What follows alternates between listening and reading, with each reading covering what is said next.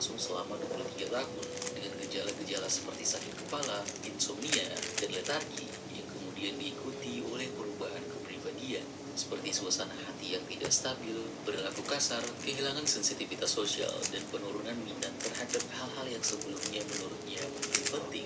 Namun, sebenarnya gejala-gejala fisik mengerikan itu sudah dirasakan dari muda, mulai dari kesedihan mendalam yang dirasakan pada saat usianya baru 4,5 tahun, dikarenakan kematian ayahnya yang mendadak, diikuti segera oleh meninggalnya adik laki-lakinya. Pada usia 14 tahun, dia mulai merasakan episode yang sangat menyiksa berupa sakit kepala disertai muntah dan nyeri mata yang ekstrim yang berlangsung hingga selama 1 minggu penuh, di mana ia harus berbaring di ruangan yang gelap dengan tirai tertutup. Cahaya sekecil apapun membuat matanya terasa sakit. Membaca, menulis, bahkan berpikir secara berkesinambungan tidak mungkin dilakukan. Salah satu surat yang dikirim kepada Wagner, figur ayah baginya, menuliskan, di balik peristiwa-peristiwa besar ada guratan melankolia tergelap, dari mana seseorang tidak bisa cepat melarikan diri. Apakah ke Italia, ke pekerjaan, atau keduanya? Nietzsche juga adalah individu yang sangat sensitif, baik secara emosional dan juga fisik. Dia pernah mencintai seseorang, Lo Salome, namun itu berakhir setelah beberapa bulan. Padahal dikatakan dia mencintainya dengan mendalam, dan itu meninggalkan luka mendalam, kemarahan, dan juga kesepian yang semakin dalam di dalam dirinya. Dan setelah itu, dia tidak pernah membuka hati kepada orang lain lagi. Betapa jarangnya suara yang bersahabat mencapai saya kini sendirian, begitu absurdnya sendirian, dan selama bertahun-tahun tidak ada kata-kata penghiburan, tidak ada setetes perasaan, tidak ada hembusan cinta. Di usianya yang ke-26 tahun, ia terkena disentri dan difteri. Obat yang ia konsumsi merusak ususnya, yang membuatnya bereksperimen dengan obat-obat yang meringankan rasa sakitnya sementara, namun justru memberikan kerusakan mendalam dalam fisiknya. Berbagai penyakit dirasakan yang membuatnya tidak bisa makan atau tidur, yang membuatnya lari ke obat penenang untuk mencari kelegaan. Dosis yang tidak tepat dari obat ini dapat menyebabkan mual, muntah, halusinasi, kebingungan, kejang, gangguan pernapasan, dan detak jantung yang tidak teratur. Semua gejala yang pada kenyataannya sedang diobati oleh Nietzsche dengan obat tersebut. Dalam suratnya kepada Erwin Roth, teman Nietzsche dari universitas, menjelaskan musim dingin ini adalah yang terburuk yang pernah ada. Begitu berat untuk melewati hari, sehingga pada malam hari tidak ada lagi kesenangan dalam hidup. Dan saya benar-benar terkejut betapa sulitnya menjalani hidup. Tampaknya semua penderitaan ini tidak sepadan. Dalam suratnya kepada Franz Overbeck, temannya, dia menjelaskan betapa bulan-bulan ini, betapa musim panas yang telah saya alami. Penderitaan fisik saya sebanyak dan seberagam perubahan yang saya lihat di langit. 5 kali saya memanggil dokter kematian, dan kemarin saya berharap itu adalah akhir. Sia-sia. Pada tahun 1879, dia mengundurkan diri dari jabatan profesor di Universitas Basel berbarengan dengan kesehatannya yang memburuk. Dengan pensiun kecil yang diterimanya, ia menjalani dekade berikutnya berpindah-pindah, hidup dalam kondisi nyaris miskin. Perjalanan keliling Eropa ini mirip seperti perjalanan Abraham secara simbolis, di mana dia mencari makna hidup dan identitasnya sendiri. Dan selama 10 tahun ini, dia menghasilkan karya-karya terbaiknya. Dan bahkan pada tahun 1888, tahun terakhir quote-unquote kewarasannya, dia menulis 5 buku. Dalam dekade terakhir hidupnya, ia semakin tidak mampu mengenali teman-temannya, seringkali diam, dan terus-menerus mengulang kalimat yang sama selama berjam-jam tanpa henti. Dan dia meninggal dunia setelah kena stroke pada 25 Agustus tahun 1900. Namun, tidak ada otopsi yang dilakukan setelah kematian Nietzsche, yang menimbulkan keraguan di kalangan penulis biografi terhadap diagnosis sifilis sebagai penyebab kondisi mentalnya. Pada awal abad ke-20, etnolog Jerman Erich Voda mengirimkan catatan medis Nietzsche kepada beberapa dokter terkemuka, dan setelah menerima diagnosis mereka, ia menyimpulkan tidak ada bukti adanya infeksi sifilis semacam itu. Kemungkinan besar tidak akan pernah ada kesimpulan pasti mengenai hal ini karena kurangnya data yang memadai. Demensia yang seharusnya disebabkan oleh sifilis juga biasanya tidak sejalan dengan tingkat kreativitas produktivitas yang tinggi. Padahal produktivitas Nietzsche justru meningkat sebelum keruntuhannya, di mana dia menulis Das Buch Zarathustra dalam 3 periode singkat masing-masing 10 hari antara Februari 1883 hingga Januari 1884. Dalam suratnya kepada temannya, Karl von Gesdorf, dia menulis, "Ayah saya meninggal pada usia 36 tahun akibat peradangan otak, dan mungkin saja dengan saya semuanya akan berjalan lebih cepat." Berbeda dengan Nietzsche, ada otopsi yang dilakukan kepada ayahnya dan menunjukkan pelembutan jaringan otak, dan ini mungkin berkontribusi terhadap faktor genetik atau mungkin trauma psikologis bagi Nietzsche sendiri terhadap kesehatannya dan potensi warisan penyakit tersebut. Apa mungkin ia berpikir bahwa ayahnya meninggal karena sifilis, dan itu justru mensugesti dirinya sendiri untuk mendiagnosa diri sebagai penderita sifilis dan merasakan semua gejalanya? Kita tidak pernah tahu.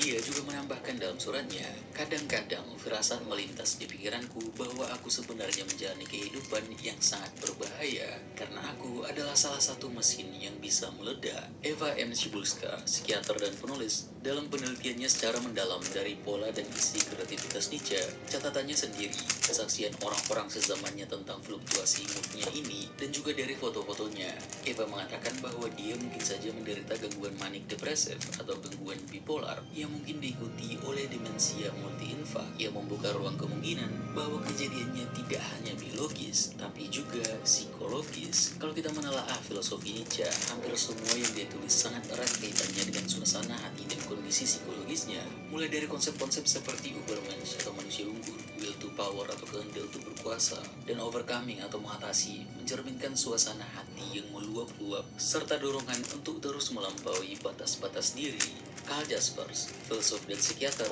menjelaskan bahwa Nietzsche sejak tahun 1880, tepat ketika dia mengelilingi Eropa melakukan perjalanan Abrahamik, dia mengalami transformasi spiritual dan mengalami faktor biologis yang tidak diketahui yang menyebabkannya mengalami semacam refleksi filosofis yang jauh lebih mendalam, menyelam ke dalam dirinya sendiri. Dalam tulisannya, Nietzsche mengatakan, "Aku melakukan sesuatu yang tidak setiap orang dapat lakukan.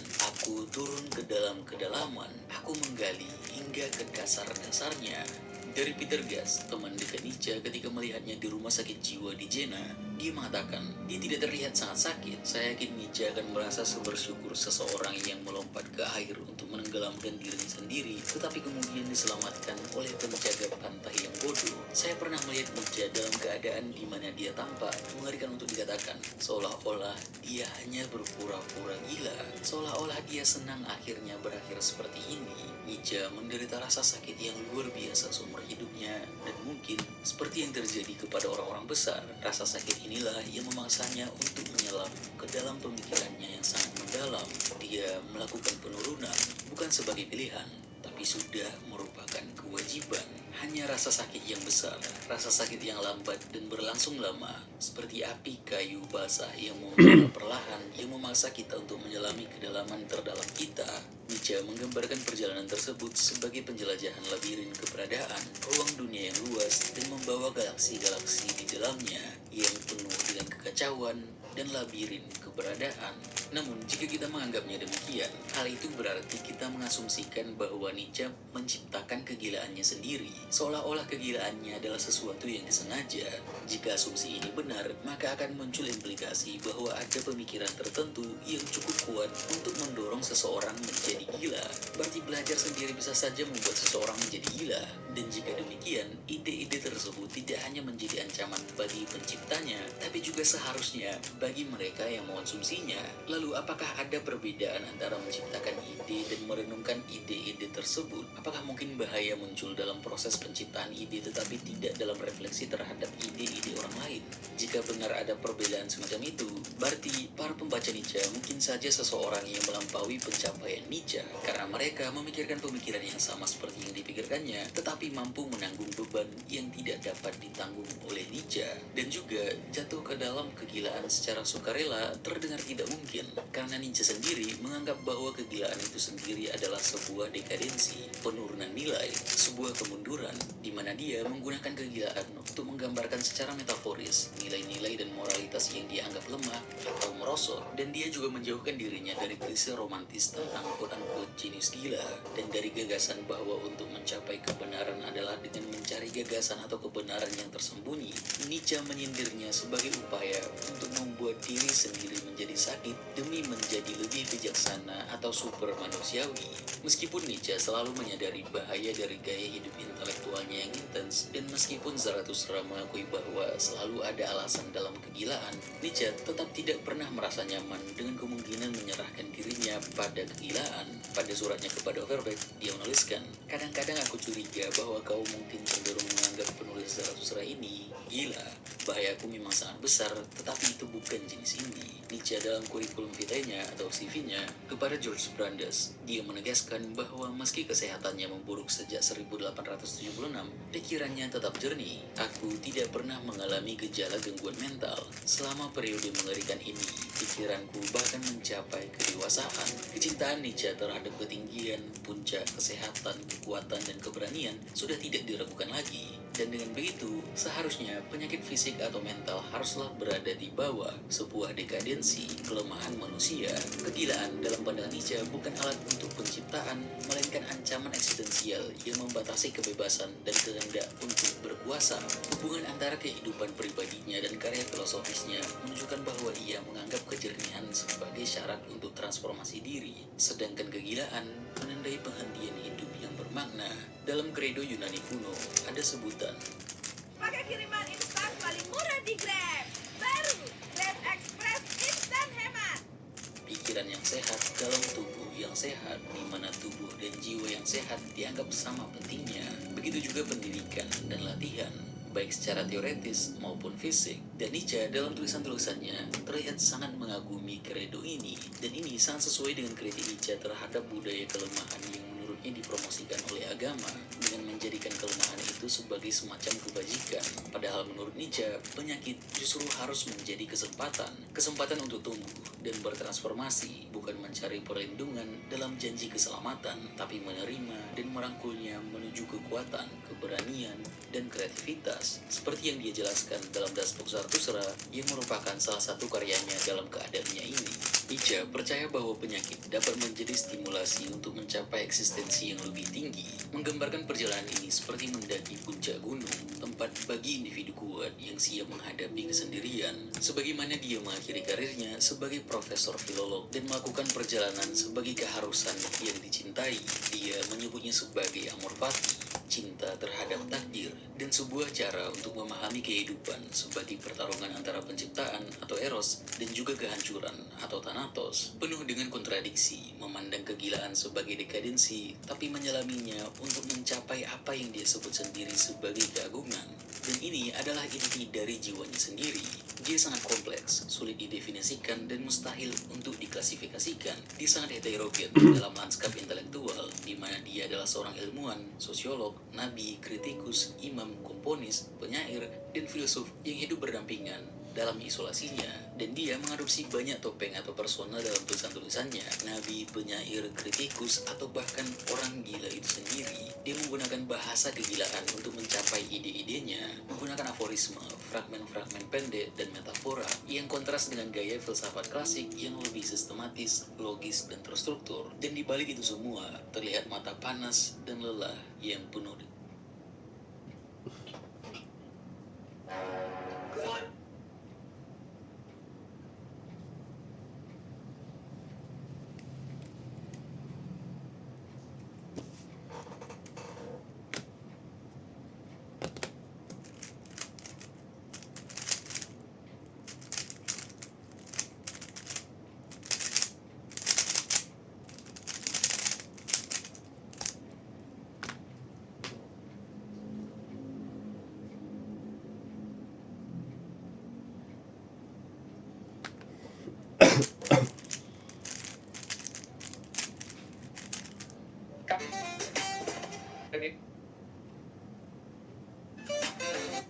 fakta berikutnya.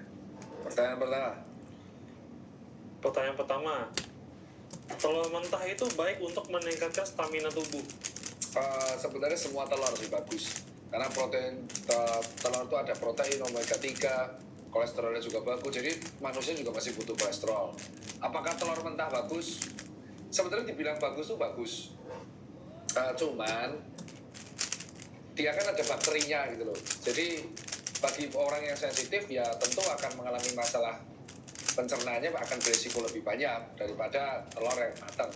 Maka saran saya setidaknya ya telur setengah matang lah kalau saya. Bukan berarti telur mentah nggak bagus, tapi lebih berisiko untuk adanya infeksi di saluran pencernaan. Kalau saya prefer telur setengah matang atau telur matang seharian. Dan buat teman-teman semua, kuning telur itu tidak berbahaya bagi tubuh ya. Ya tetap dimakan aja karena tubuh masih butuh kolesterol. Itu kalau dari saran saya. Next, pertanyaan kedua nih.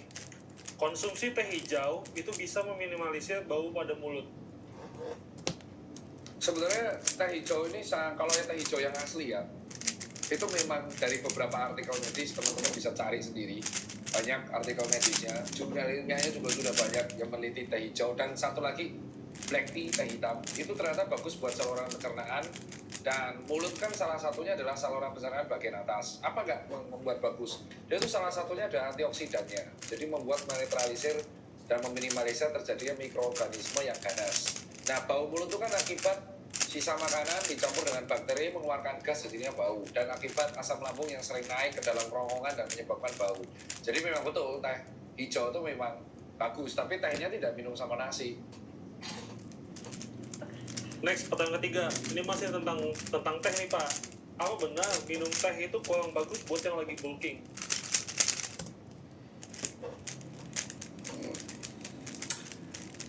Kalau kamu minum tehnya dicampur dengan daging merah, ya akan mengurangi kandungan nutrisi dari daging merah. Itu Ben Hakim pertanyaan berkualitas ya. Ya. Jadi teh itu sebenarnya bermanfaat bagi tubuh, tapi kamu minumnya itu jangan dicampur dengan daging merah. Gitu loh. Jadi karena akan mengurangi kandungan nutrisi dari daging merah, terutama kandungan zat besinya. Jadi alangkah lebih baik kalau kamu minum teh, ya itu ngeteh. Paham gak sih? Kalau di luar negeri minum teh itu bukan sama makanan. Yang ngeteh itu kayak ngeteh gitu loh. Woi, dengarkan! Dari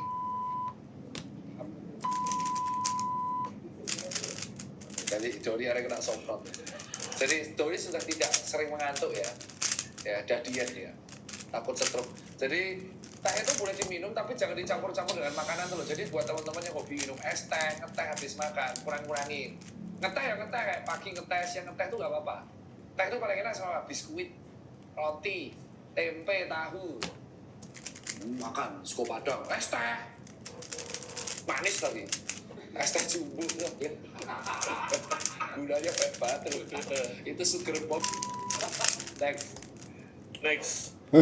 Konsumsi buah itu lebih baik hanya dipotong aja, bukan di jus. Benar apa enggak? Belum tentu sih. Di jus tuh sebenarnya nggak masalah. Karena tergantung. Ada orang contoh, di jus itu kan sebenarnya hanya pengolahan pertama kan.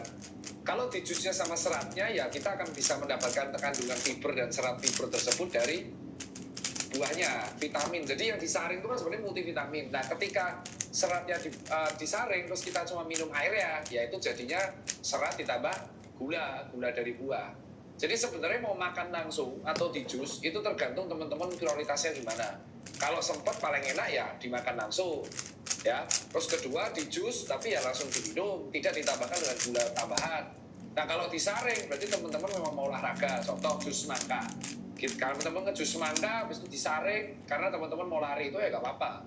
Tapi kalau contoh alpukat, ya kalau alpukat kan rata-rata kalau ngejusnya salah sama bajinya jadi pahit. Terus ditambahin dengan creamer, jadi kalori bro, enggak. Saya malah justru tuh jus alpukat dicampur sama whey, enak. Karena whey-nya itu kan rasanya enak, dicampur aqua jadi enak, dicampur alpukat jadi enak. Tuh, kurang BE apalagi saya, secara naluri bilang aqua. Next. Apa? Rutin mengkonsumsi kopi americano itu membantu proses diet agar lebih kurus. Sebenarnya ada penelitiannya tapi tidak terlalu signifikan. Jadi memang americano itu bagus buat tubuh kalau dikonsumsinya di beberapa orang yang tidak memiliki gejala penyakit jantung, gejala penyakit darah tinggi, dan adanya penyakit terkait asam lambung. Kalau teman-teman terbebas hari ini, teman-teman mau minum es americano kapanpun itu bagus. Dan catatan tanpa gula. Americano atau kopi ini kan mengandung zat bukan hanya kafein. Dia bagus bukan antioksidan, dia bagus buat pencernaan, dia juga stimulan. Otomatis karena stimulan, ya dia akan memacu mikrometabolisme di dalam tubuh, walaupun tidak secara masif. Cuman kalau dia digunakan untuk olahraga atau pre-workout, bagus. Gitu. Jadi memang es americano itu enak dan bagus. Asalkan teman-teman tidak memiliki 3 penyakit ini ya, jantung, darah tinggi, dan penyakit-penyakit terkait asam lambung. Soalnya kalau 3 terkait ini, yang asam lambung diakalinya pakai decaffeinated, tapi kalau yang 2 penyakit ini udah nggak bisa. Karena salah satu side effect dari kafein adalah dia stimulan, yang terutama akan mempengaruhi tekanan darah tinggi dan mempengaruhi jantung. Next, sayuran mentah itu lebih sehat daripada sayuran yang sudah dimasak. Ya, maksudnya gimana? Jadi sayur mentah nih, langsung petik langsung dimakan. Enggak dicuci. Wah, Kim, jadi kamu ngambil tuh sayur, Dicuci dulu. ya gitu dong. Kamu kan tadi tuh bilangnya sayuran mentah dipetik dimakan. Apa bedanya sama kambing? Enggak dong. Enggak dong, ya kan? Enggak dong. Ya, Jangan ngetes saya Anda ya, saya pukul Anda. Kan udah waktu itu. Oh ya, dari pukul ya. Jadi jadi sayuran itu memang bagus buat tubuh. Ya, bagus banget buat tubuh, buat fiber, buat serat, terutama untuk pencernaan dan terdapat multivitamin dan mineral di sana juga. Nah, sayuran itu kalau dimasak terlalu lama akan mengurangi kandungan dari sayuran dan serat tersebut, jadi rusak. Jadi betul, sayurannya dimasak terlalu lama itu jadi layu. Memang betul, sayurannya itu yang mentah tapi dibilas.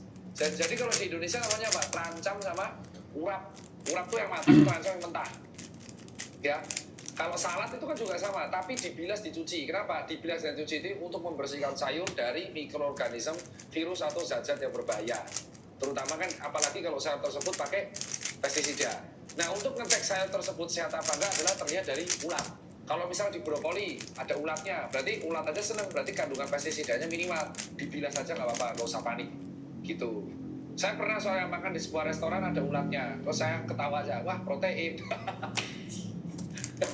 Udah itu aja, terus ya ganti lah. Tapi intinya kalau masak sayur terlalu lama, misalkan kamu lagi di apa tuh bul-bul apa tuh sapu-sapu kalau you can eat, terus sayurnya kamu masak terlalu lama jadi layu kan, itu udah ada manfaatnya udah. Makanya sayur tuh dimasak terakhir, daging yang pertama. Next. Mengunyah bawang putih bisa meredakan sakit gigi. Tapi pedes. Sebenarnya tidak meredakan sakit gigi, karena sakit giginya digantikan dengan rasa pedas dan pedes dalam gitu loh. Bawang putih itu ada antioksidan dan memperlancar pencernaan, itu bagus. Jadi contoh, kamu pernah sakit terus minum sup bawang. Sup bawang ya, sup ayam bawang, bukan micin ya. Jadi sup ayam bawang. Kenapa coba? Kamu akan mengalami lega di bagian tenggorokan. Kenapa? Karena salah satu efek baiknya bawang putih itu adalah anti peradangan atau mengurangi efek peradangan. Jadi kalau kamu radang kerongkongan di bagian paring ini, terus kamu minum sup ayam bawang, itu memang bagus. Dok, kalau Indomie ayam bawang gimana? Bukan, itu micin. Saya bilang sup ayam bawang. Anda jangan ngetes saya tahu Anda mau tanya apa gitu. Kalau itu masako bawang gimana? Saya bilang sup ayam bawang yang ori, ya kan? Gitu. Jadi kalau teman-teman sakit di rumah sakit pasti disediain apa? Sup ayam bawang, karena memang salah satu efek positif dari bawang putih itu bagus buat sistem saluran pencernaan dan mengurangi efek peradangan gitu. Cuman kalau dibuat mengurangi sakit gigi itu sebenarnya tidak, lebih efektif cengkeh. Tapi cengkehnya itu bukan menyembuhkan, tapi apa? Mengalihkan rasa sakitnya, karena cengkeh kan rasanya aneh banget bro gitu. Jadi lebih ke mengalihkan rasa sakitnya. Next. Minum air hangat lebih efektif untuk detoksifikasi tubuh.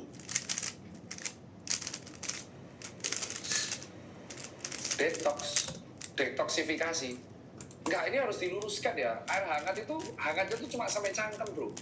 Begitu kamu masuk lambung, suhu itu normal. Ya, kamu minum air terlalu panas itu merusak mukosa mulut. Kamu minum air terlalu dingin merusak mukosa mulut. Jadi air hangatnya tuh pernah sampai cangkem bro. Begitu masuk esofagus masih lambung, suhunya normal. Detoksifikasi tubuh itu kalau kamu puasa, Google aja namanya automagi. Gitu. Detoksifikasi tubuh itu terjadi kalau Anda berpuasa.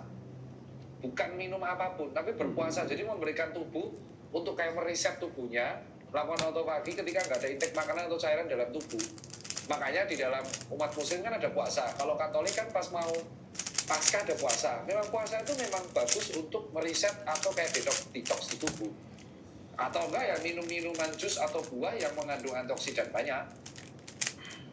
Brokoli contohnya, tomat contohnya. Next. Makan terlalu banyak makanan asin bisa meningkatkan resiko osteoporosis.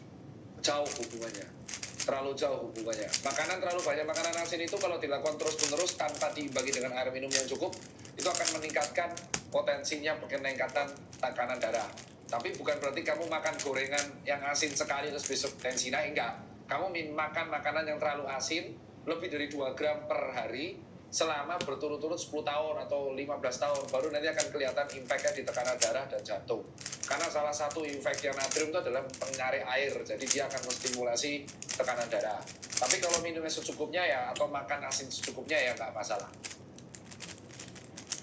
Next, pertanyaan ke-10. Ngomongin tentang tensi nih Pak. Durian itu berbahaya bagi orang dengan gejala tensi tinggi. Durian itu kandungan gulanya tinggi, bos. Jadi sebenarnya yang perlu dikritisi dari durian itu adalah buat orang-orang yang memiliki diabetes mellitus, memang sebaiknya mengurangi buah-buahan durian dan semangka karena memang kandungan gula di durian itu tinggi. Tapi kalau disebut dia tensi tinggi, enggak. Durian itu aman-aman aja buat orang-orang yang memiliki penyakit kardiovaskular. Cuman kalau untuk orang yang memiliki penyakit diabetes mellitus itu harus dikurangi karena gula pada durian itu cukup tinggi. Tapi untuk orang yang suka-suka aja menurutku bagus karena bisa menjadi sumber energi. Misal kamu makan durian sejam sebelum lari, jos tuh, bung. Tapi ya abab pun mampu. Bukan abab tuh bau mulutnya tuh bau durian. Next. Mengkonsumsi air lemon di pagi hari dapat mempercepat metabolisme. Apa ngomong apa lagi? Konsumsi apa? Ayo apa?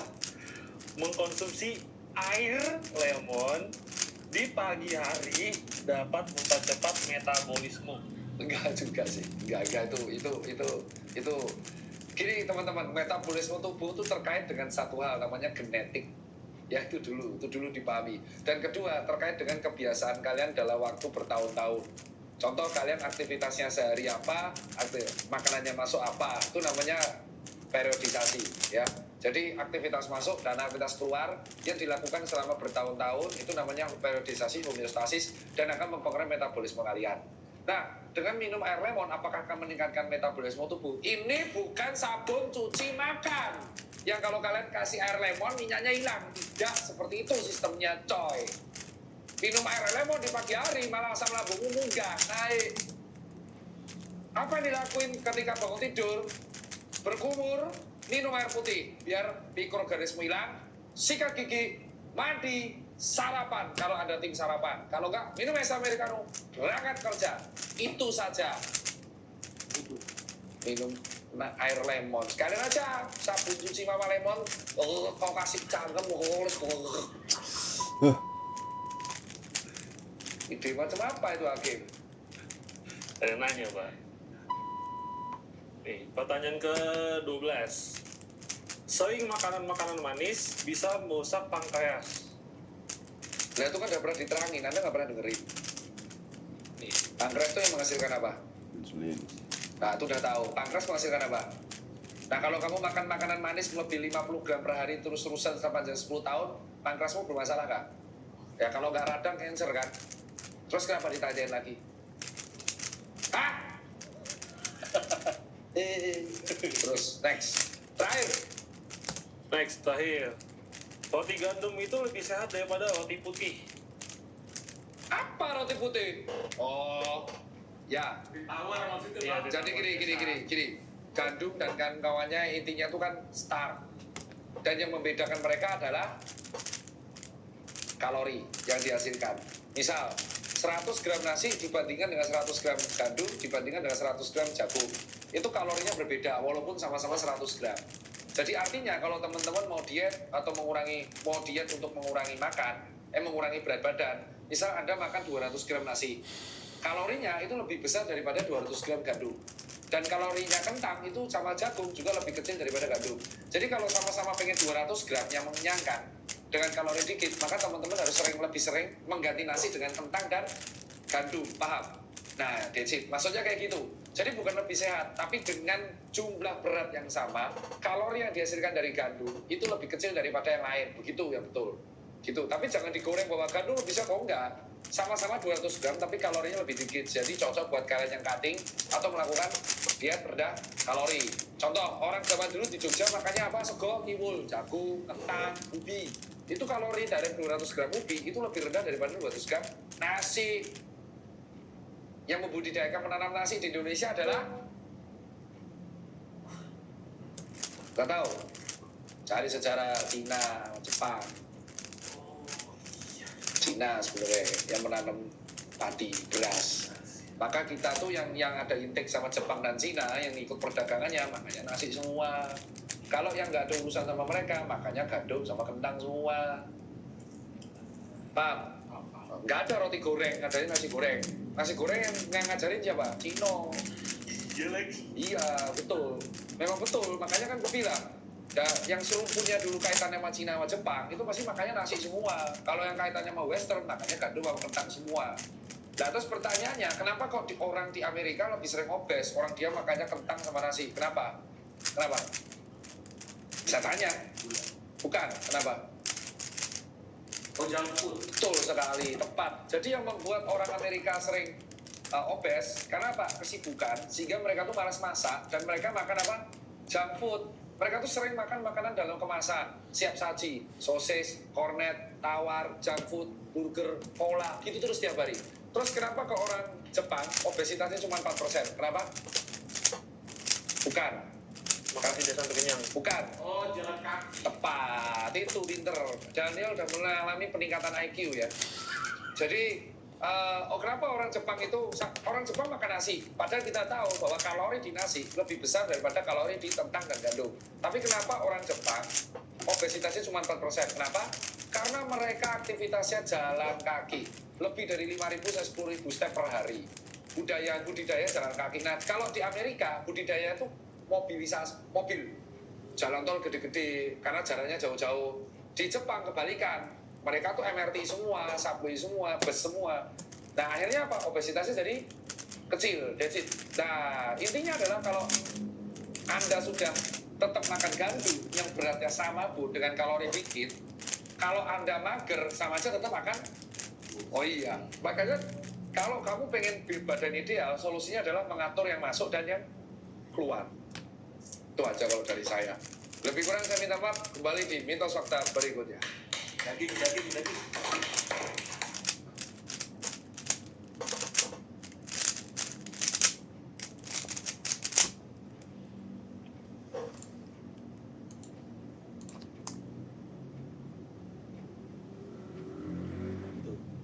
Longgar dia. Ada yang kenceng banget nahan gempuran itu, kenceng banget, sampai diturunin sama DPR. Namanya Gus Dur nggak mau mengakomodir permintaan-permintaan dari partai. Tapi itu cerita lain. Tapi intinya adalah ada banyak juga dari Pak Prabowo yang nggak bisa gue terima dan pasti gue kritik. Tapi program makan bergizi gratis itu penting buat gue. Dan sekali lagi ini mah personal buat gue, emang subjektif. Ada sejumlah alasan. Salah satunya gue ngerasain makan bergizi gratis di sekolah anak-anak gue. Anak gue yang cowok sama yang cewek ini kan dua-duanya sekolah negeri. Di sekolah negeri mereka dapat makan gratis, makan siangnya jam 11. Dapat makan gratis. Nggak disebut makan bergizi gratis, tapi dapat. Orang kan suka, wah di Amerika ada nggak makan gratis? Ada nggak? Ada. Orang lain berusaha untuk kayak nyindir gitu. Tapi ada nolong sekali. Bukan cuma untuk masyarakat miskin yang emang ngaku. Jadi waktu itu pernah melihat seorang komika ngomongin, tahu nggak, dari kecil tuh gue tahu gue miskin karena waktu gue kecil ketawa, waktu gue kecil gue ketawa, terus gitu terus ngomong gini, you know you're poor ketika lu bangun sengaja disiang-siangin, nahan lapar, supaya makan di sekolah karena makan gratis, habis itu nggak makan lagi seharian. Orang yang nggak punya duit itu kepake banget itu, makan bergizi gratis kepake banget tuh mereka. Ditahan-tahan dia makan cuma itu udah kayak intermittent mereka tuh, ditahan-tahan untuk dapat itu. Tapi sekali lagi seperti gue bilang, bukan cuma itu. Gue aja seorang imigran yang masih pakai duit rupiah, yang kemudian gue bawa ke Amerika nilainya turun setengah, yang pengen berhemat semaksimal mungkin, kebantu banget dengan anak-anak nggak makan siang di rumah. Jadi yang gue sama Mila pikirin adalah makan malam. Walaupun Selasa dan Kamis Dipo nggak dapat makan siang di sekolahnya, jadi gue tetap nyiapin. Tapi lebih enak karena cuman Dipo doang gitu yang mesti kita pikirin. Tapi salah satu alasannya juga adalah karena gizi anak itu isu yang dekat sekali sama gue. Pasti lo tahu bahwa di tahun 2021 gue bikin pertunjukan judulnya ternyata ini sebabnya, dimana gue punya joke tentang stunting. Joke tersebut kemudian jadi rame dan ada banyak orang yang peduli dengan isu ini bilang bahwa materi stand up gue tuh ngebantu mereka melakukan sosialisasi. Tapi sebelum itu, stunting itu udah sering gue angkat, udah sering gue bahas. Bukan spesifik anak kurang gizi, kita ngomongin stunting yang berarti faktornya di dalam kandungan ibunya dan 1000 hari pertama. Itu tuh udah sering gue bahas. Gue omongin bahwa ada banyak anak di Indonesia yang stunting, dalam arti kata asupan gizinya dia waktu masih dalam kandungan ibunya kurang, asupan gizinya ketika dia keluar di 1000 hari pertamanya juga kurang. Padahal di 1000 hari pertama ketika ada gizi masuk ke anak, ya 1000 hari pertama bayi lahir nih, ketika gizi masuk ke si bayi ini, itu tuh semuanya dipakai untuk organ-organ vital, pertumbuhan organ-organ vital, tumbuh paru, usus, pankreas, otak, dan segala macam. Kemudian kalau masih ada sisa gizi dipakai untuk bertumbuh, untuk numbuh. Makanya salah satu ciri anak yang stunting adalah pertumbuhannya stunted gitu atau terhambat gitu. Kan di kartu bayi itu kan ada lingkar pala, panjang tubuh bayinya, itu kan untuk mengukur apakah pertumbuhannya sesuai atau tidak gitu. Harusnya di umur sekian bulan lingkar palanya segini, panjangnya segini gitu kalau gitu. Terus diukur tuh. Nah kalau stunting tuh karena gizinya nggak cukup, habis dipakai untuk bikin organ, nggak cukup gizi untuk numbuh tuh. Nah itu pun kalau sisa masih ada sisa gizi, dipakai untuk pertumbuhan otak dan kemampuan berbahasa. Disinilah kenapa gue bilang ada banyak sekali anak-anak Indonesia, dan memang bener banyak. Angkanya tuh kalau nggak salah tahun 2000, gue lupa angka terkininya karena gue bahas juga soalnya, tapi angka 2018 itu sekitar 38% anak Indonesia itu stunting. 38% loh, banyak itu. Sekarang udah jadi remaja-remaja yang nggak punya kemampuan bahasa, nggak punya kemampuan logika, punya internet lagi, sulit. Ini isu yang deket banget sama gue, gizi pada anak. Dan gue ngelihat langsung anak stunting di depan gue. Waktu itu gue lagi di NTT. Gue saat itu adalah gue ke situ revitalisasi posyandu. Jadi gue datang ke Kupang, terus gue ke sebuah desa, itu gue lupa nama desanya. Revitalisasi posyandunya itu menyediakan fasilitas-fasilitas baru, fasilitas tambahan, fasilitas terkini, banyak yang udah usang gitu. Bahkan ada banyak posyandu tuh nggak punya kartu ibu dan anak, jadi nggak tahu harusnya umur segini tuh umurnya berapa, lingkar palanya berapa dan panjangnya berapa tuh nggak tahu. Terus gue datang ke situ, gue ngeliat kondisi posyandunya memang ini kelihatan sekali sangat butuh untuk dipugar, sangat butuh untuk dibantu. Terus di depan posyandunya ada seorang ibunya, dia terlihat kecil di gue. Lebih kecil lagi anak yang dia pegang. Ini adalah tahun 2008 kalau gue nggak salah, atau 2007. Dipo lahir 2007. Terus sebagai artis kan basa-basi ya sama si ibunya. Gue pikir dia baru punya bayi. Gue tanya, umurnya berapa? Jawaban si ibu mengejutkan gue. Karena anak itu lebih tua daripada Dipo, tapi badannya jauh lebih kecil. Kita tahu kenapa? Inilah kondisi stunting. Anaknya aja kelihatan capek. Anaknya itu kelihatan capek, kayak tersengal-sengal capek.